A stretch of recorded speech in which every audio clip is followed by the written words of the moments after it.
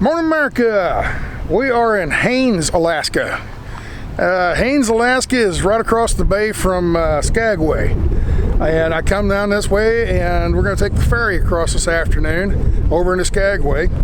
But I woke up this morning right here on this little rock gravel fill right in front of the marina. And there's the town right up behind these trees. There's the town. It's a small little, sleepy little village.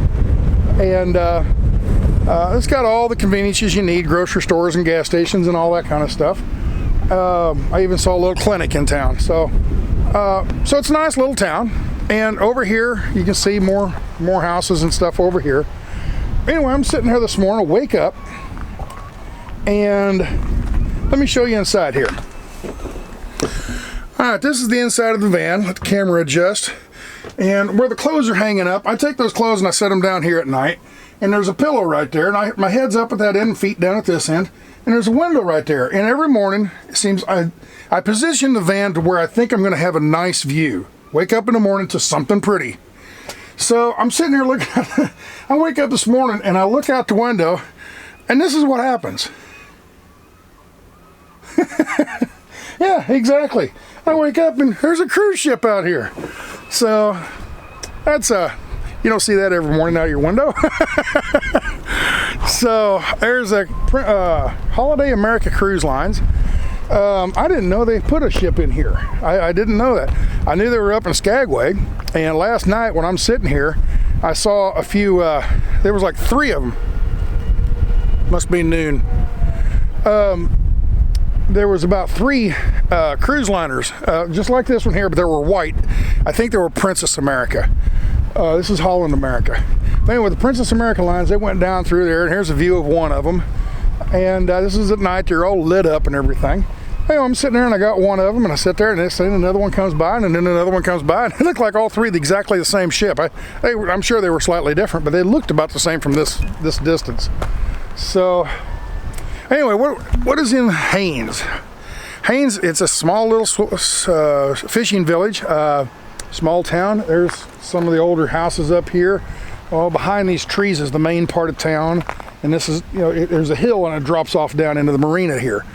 And anyway, right on the other side of these trees right here, I was walking through there this morning, take a little walk, and there's an old cemetery up there. Not a whole lot of gravestones, maybe a dozen or so. But they're all old, 1850s to 1900, something like that. They're all 100 years old or more. And they didn't show date of birth, they showed date of death. Here lies John Doe, died July 10th, 1902, something like that. And then below that would show their age, like 25 years old or 29 years old or 15 years old or whatever. All of them were young. The oldest one I saw was about 53. And that was one of the few that had the birth date and the date of death on it. And it was 1947 to 1900, I think it was. So anyway, it was a nice little, you got some staircases going up over here, and you walk through and there's some staircases over here. And it's just, I don't know, it was kind of neat. I wasn't expecting, I was just taking a walk and I saw these staircases. Oh, I bet there's something pretty up in through here. Oh, gravestones. So, well, you walk through respectfully and you look at it and say, hey, that man lived a long time ago. So, all right, what are we going to do today? I'm just going to fart around town a little bit here until 4 o'clock. We're supposed to stage at the ferry. The ferry is way around the other end, about 3 or 4 miles north of here. So we'll drive all the way around up there to it. It's the one I saw yesterday was a medium-sized ferry, I think. And I don't know what we're going to have today. But I got a dilemma. I'm trying to figure out, I got to do some math and figuring and everything. While I was buying my ticket, which, by the way, I'm 22 feet long. It's just for your information if you ever come up here. If you're a car under 20 feet long, it's only about 50 or 60 bucks. Once you get above 20 feet, there's a $60 surcharge, and then they charge by the foot. The van was $90, and I think $32 for me. So $122 for the ride. So, and if you have more people on there, I guess they charge more per person too. So the van is a separate price, and each individual person is a separate price. So, so it cost me about 125 bucks. And then what was it? So anyway, well, after I got done with that, I kind of just flippantly asked, it probably cost a heck of a lot to just take the highway all the way down to, like, you know, Vancouver or you know, Seattle or someplace like that. And she said, well, we don't go to Seattle, we go to Bellingham, which is right north of Seattle. And she said, yeah, it can get pricey. And she says, you can go just, instead of driving all the way around like I'm planning to do, go to Skagway and then drive back up into Yukon and go the Alcan Highway back home. She says, instead of doing that, you can take the highway down to Prince Rupert. It's only about halfway. I said, well, what kind of price would be on that? So she gave me a price for me in the van. It was $1,060, I believe. And for $1,060, it'd save me a lot of fuel, a lot of driving, and I'd get a redneck cruise, so to say. So I'm trying to decide whether to do that, but the problem is it's about a 2.5 day trip, and you're not allowed to sleep in your RV. You can't even go down when it's docked and they're unloading and stuff. You can go down there and maybe get you know, a soda or something out of your refrigerator. But then once they start moving, you got to be up on top of the deck. You can't be down in the cargo hold. So they have cabins, and you can get a cabin, and it's kind of like a bunk beds or whatever on a Amtrak or something like that. Has a little sink and a little shower and 2 beds, and that's about it. And so I thought about that. How much is that? She said $169 for the whole trip. Oh, okay. All right, well, I could possibly do that. All right, let me think about it. So I left. I go outside and I get to talking to this couple that it was a small Sprinter, Mercedes Sprinter RV, similar to mine. It was the wider body and a little bit taller, and you know, it was all decked out with all the store-bought. And I was sitting there talking to them. They were from, gosh, where were they from? Pennsylvania. They were from Pennsylvania, and they were going to do the same thing. Take the ferry ride down, right? And I says, what? You know, just got to sleep in the berths and everything. So no, we're getting off at every port. Oh, well, they charge you $50 to undock, okay? Because they got to move a truck and a car or whatever, you know. So it's more work for them, so they charge you for it. So it's $50 per dock. Well, she says they're getting off at like 4 places. That's $200, but they can sleep in their RV every night and spend, like in Sitka, they can spend, or they're going to Juneau, you know, spend a couple, 3 days there. Then they're going to go to Sitka and spend a day or 2 there. Then they're going to go to, I don't know the rest of them, on down through there, and spend a couple. Not a bad idea. She said their whole trip was going to be $1,300. $1,300, and it's going to take them about a week to get down, or more than a week, about 8 days to get down to Prince Rupert.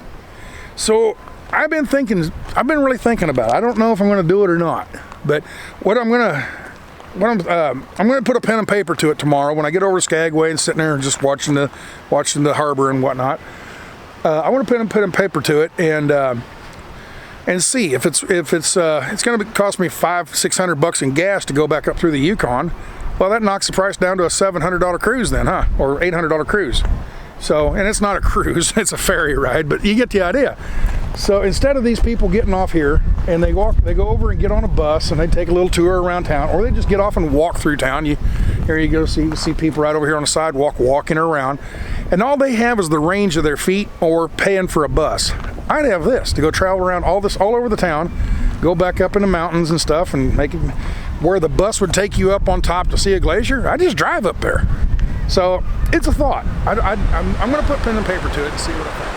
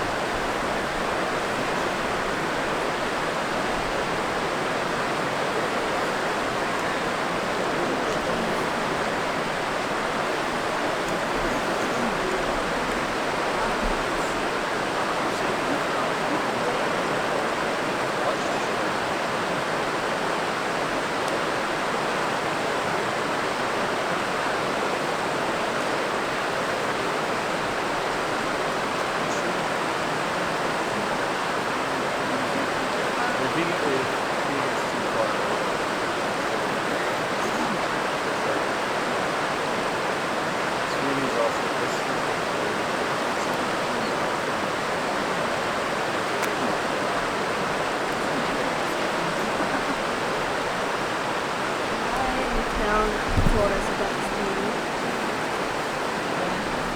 Speedy's probably the most famous spinner around the Chilkoot area. She's been here almost as long as I have. That's all right.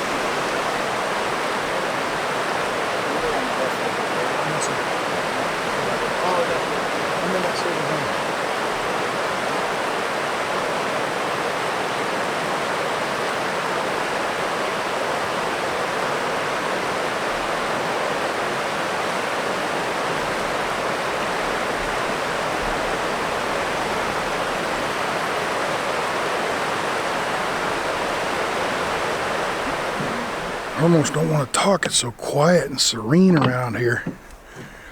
But we're at just north of Haines.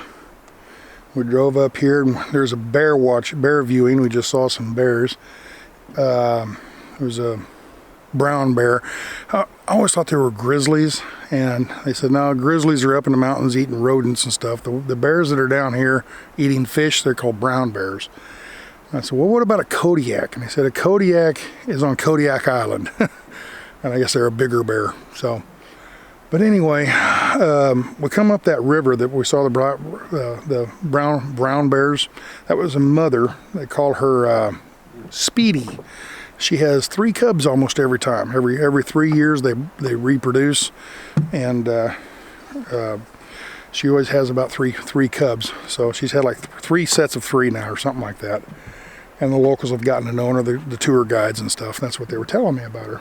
So anyway, come on up the road a little farther, and Chilkoot Lake. There's Chilkoot River, what we were just on, and that goes down into the ocean, into the bay, into the ocean. And this is the lake that feeds that river. Yeah, I'm going to get out of the way. Isn't that beautiful? That is just spectacular. And it's cloudy. Can you imagine what it'd be like during a sunny day? But that right there is almost like your Lake Louise in Banff National Forest. And man, it's pretty. A little boat, a little launch here for kayaks. A little launch here for canoes and kayaks and whatnot. I think it's a local